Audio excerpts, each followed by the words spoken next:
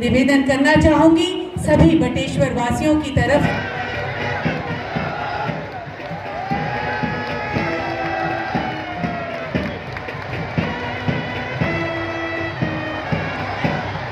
आजादी का अमृत महोत्सव एवं चौरी चौरा शताब्दी समारोह की श्रृंखला में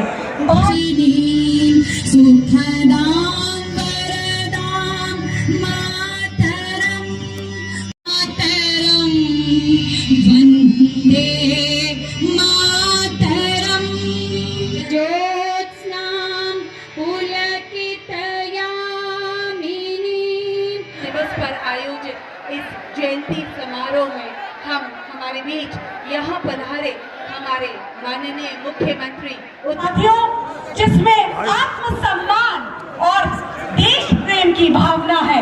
जी हाँ, अभिनंदन करते हैं। आइए बटेश्वर वासियों एक बार पुनः जोरदार कोटि कोटि नमन करते हुए आप सभी की ओर से उन्हें श्रद्धांजलि अर्पित करता हूं।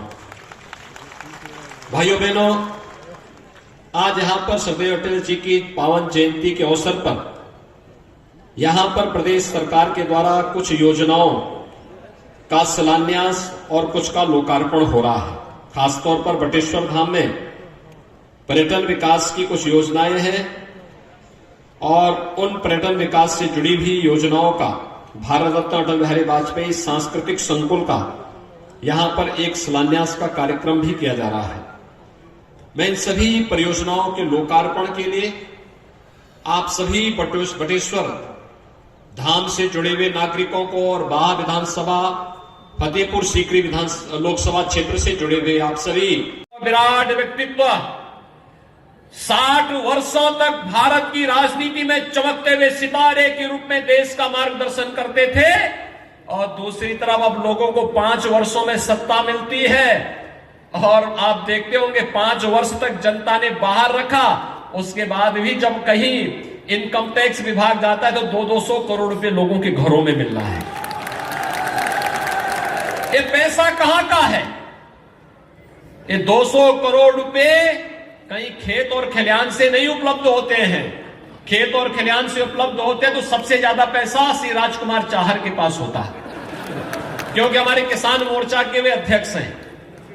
लेकिन जो लोग सत्ता से 5 वर्ष से दूर हैं, उनके पास इतनी राशि मिलने का मतलब, जब उन्हें प्रदेश की सत्ता मिली थी तो उन्होंने खूब लूट खसोट किया, संस्कृत के विद्यालयों का पैसा कब्रिस्तान के लिए दे दिया। हम लोग जब आए मुझे आश्चर्य होता था, जब हमारी सरकार आई मैंने एक सर्वे कराया, ये बटेश्वर धाम है, मैं इसलिए यहां पर बोल रहा हूं इस बात को। मैंने इस बात में पूछा कि भाई आखिर संस्कृत के विद्यालयों में शिक्षक क्यों नहीं तैनात हैं? उन्होंने कहा पैसा नहीं है। मैंने कहा पैसा क्यों नहीं है? और फिर हमने आदेश किया कि हर विद्यालय में संस्कृत के अध्यापकों की तैनाती तत्काल हो और योग्यतम आचार्य रखे जाने चाहिए।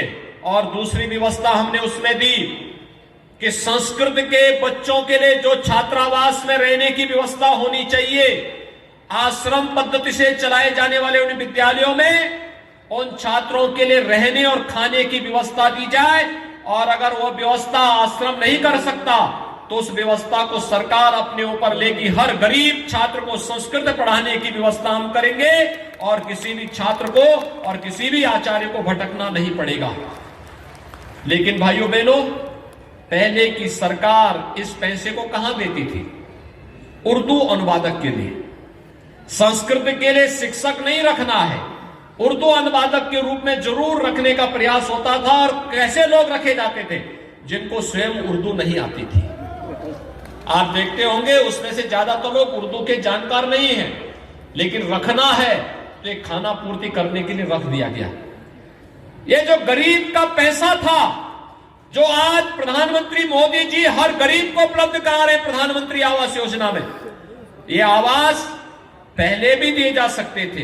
इसके युवाओं के लिए, जिसमें संस्कृत के विद्यालय के बच्चे भी होंगे, स्मार्टफोन और टैबलेट की व्यवस्था के साथ उसको जोड़ने का कार्य किया है। और लखनऊ में अटल जी की जयंती पर 60,000 नौजवानों को टैबलेट और स्मार्टफोन का वितरित किया और प्रदेश के 1 करोड़ नौजवानों को अटल जी को समर्पित करने वाली यह योजना हम लोगों ने आज समर्पित कर दी है। प्रदेश सरकार और केंद्र सरकार अटल जी के नाम पर अनेक कार्यक्रम चला रही है।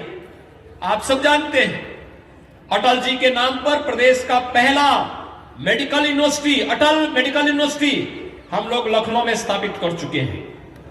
मुख्यमंत्री कार्यालय के बाहर आपने देखा होगा अटल जी की विराट प्रतिमा लगाई गई है।